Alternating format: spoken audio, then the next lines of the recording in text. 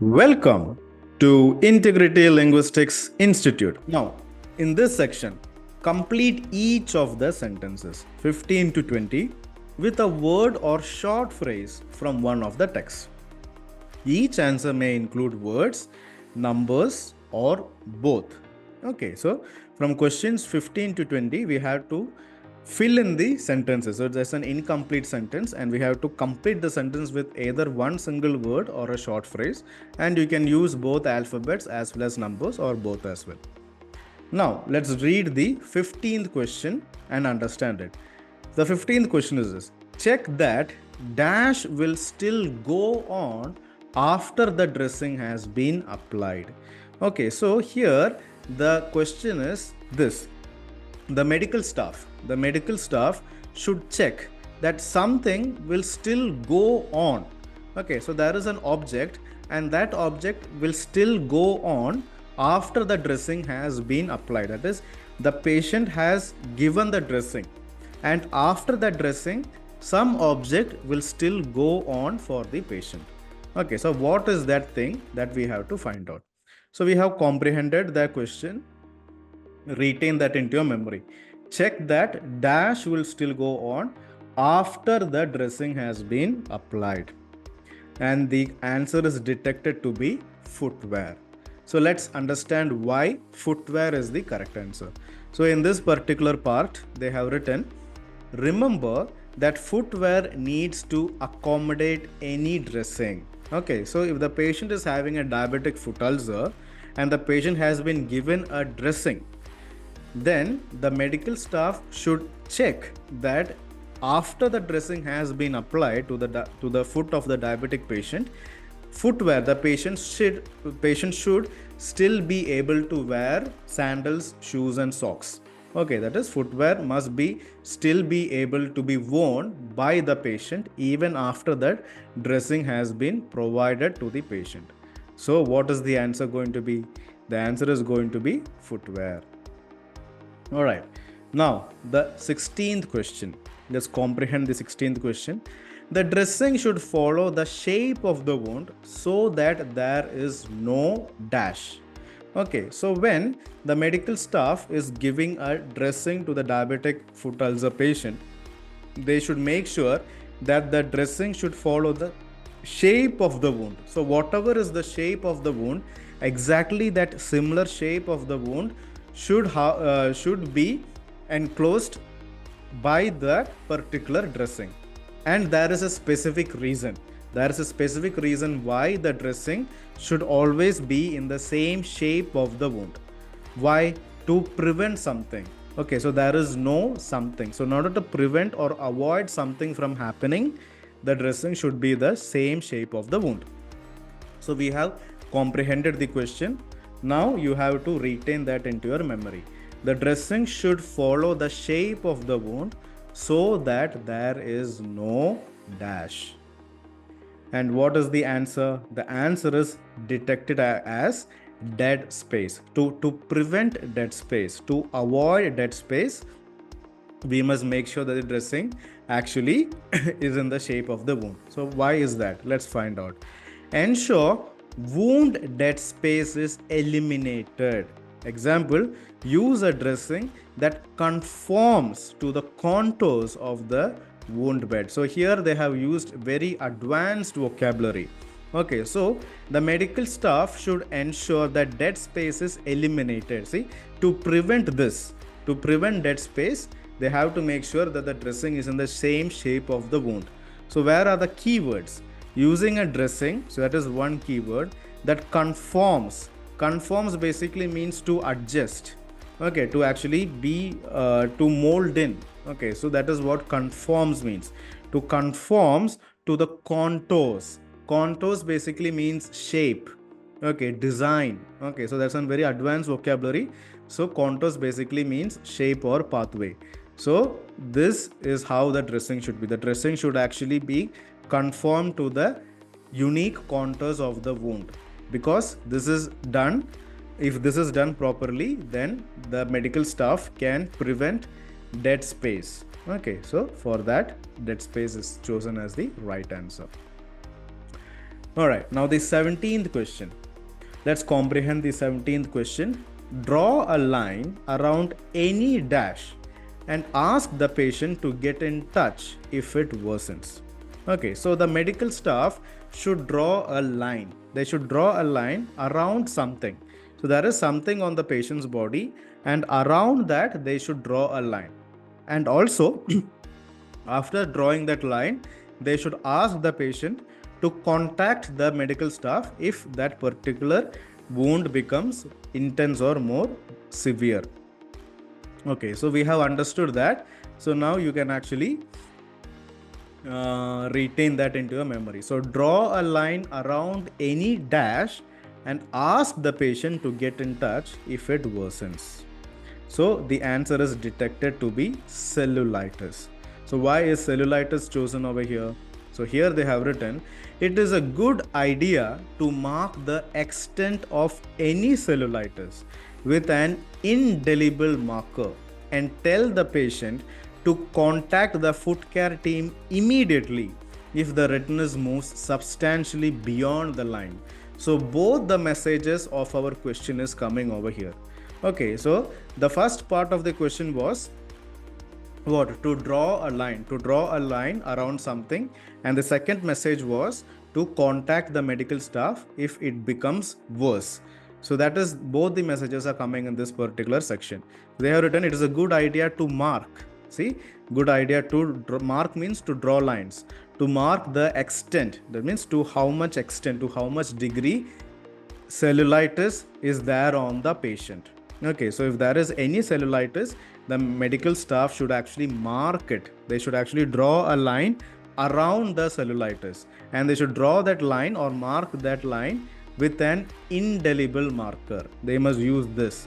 Okay, and they should also tell the patient, they should also request the patient to contact the foot care team immediately if it becomes worse. That is, if the redness moves substantially beyond the line. Okay, so cellulitis is usually associated with a red color, and if that red color moves past that line, so if you have drawn a line around the cellulitis and if the redness goes beyond that line, then the patient should contact the foot care team immediately. Okay, so this is what. So they should draw the line around the cellulitis of the patient.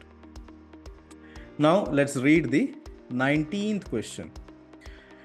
You might need to involve a dash in the patient's care if you cannot detect a pulse in the foot.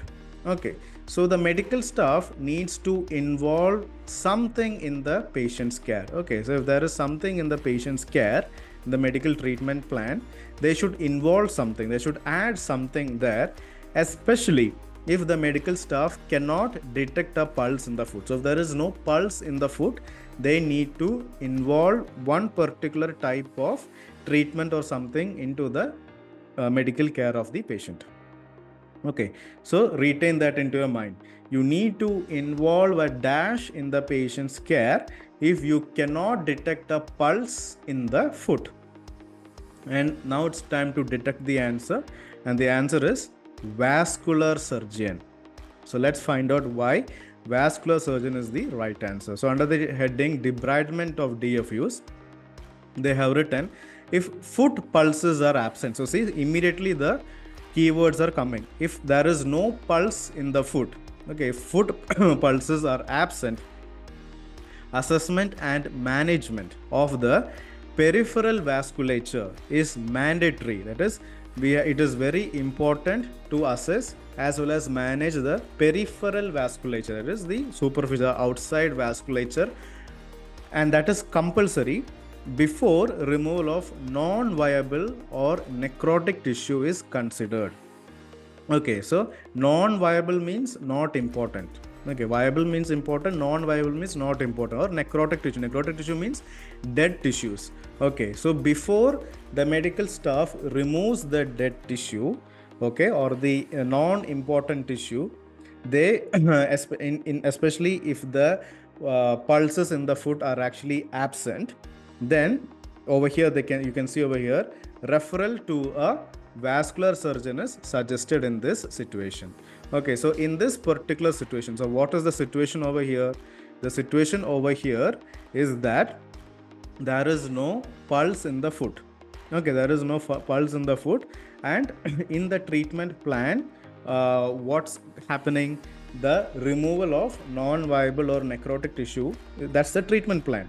But along with the treatment plan, we have to involve one thing. And who we should involve? We should involve the vascular surgeon. Okay, so the vascular surgeon needs to be involved into the treatment plan. And this is done in the case where foot pulses are absent. So therefore, the answer is vascular surgeon. The 19th question.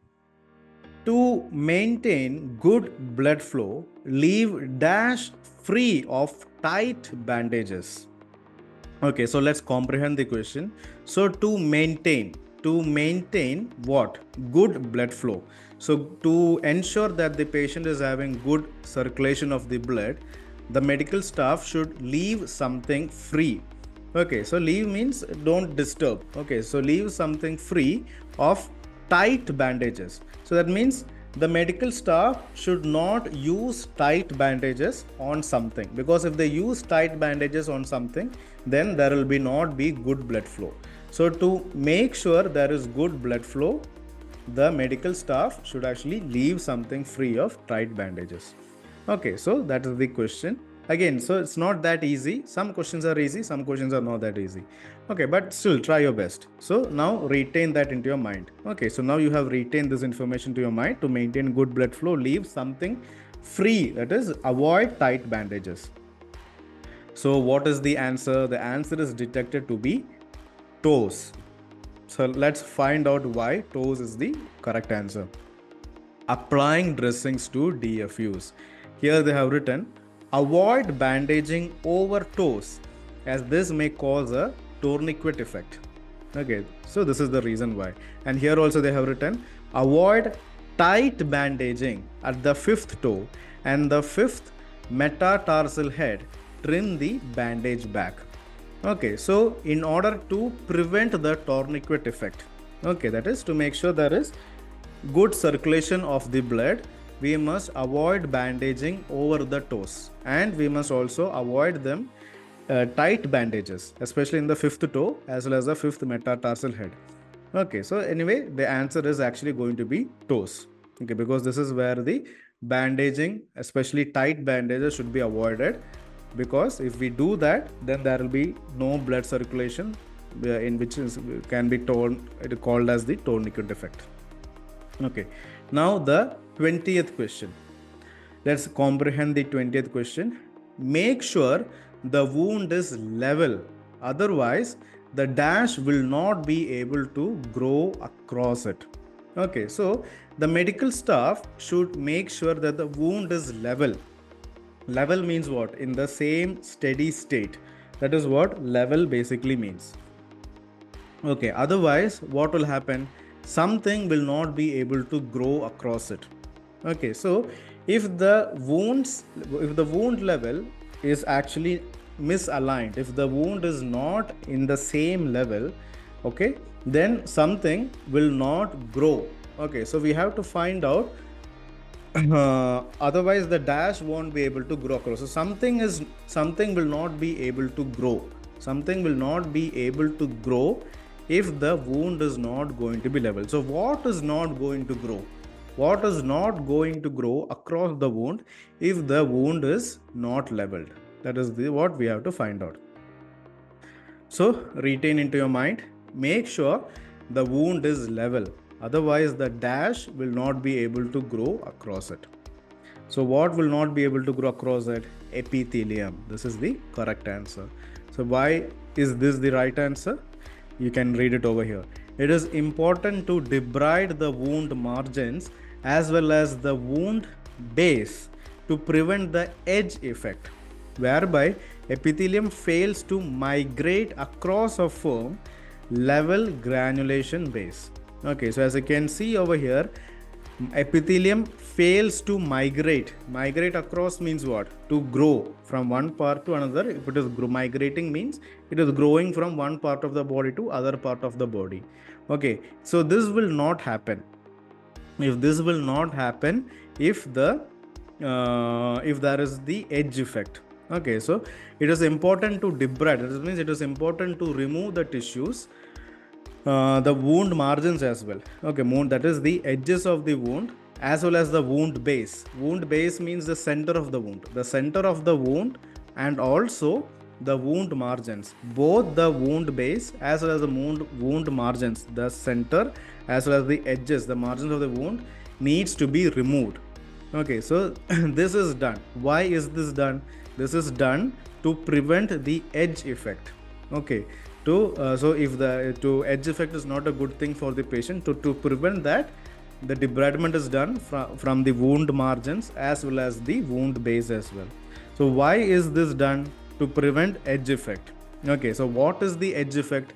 Edge effect basically means the epithelium fails to grow across a firm level granulation base.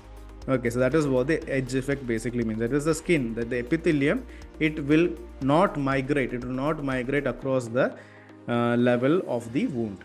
Okay, so to prevent this from happening, we have to do this in this particular manner.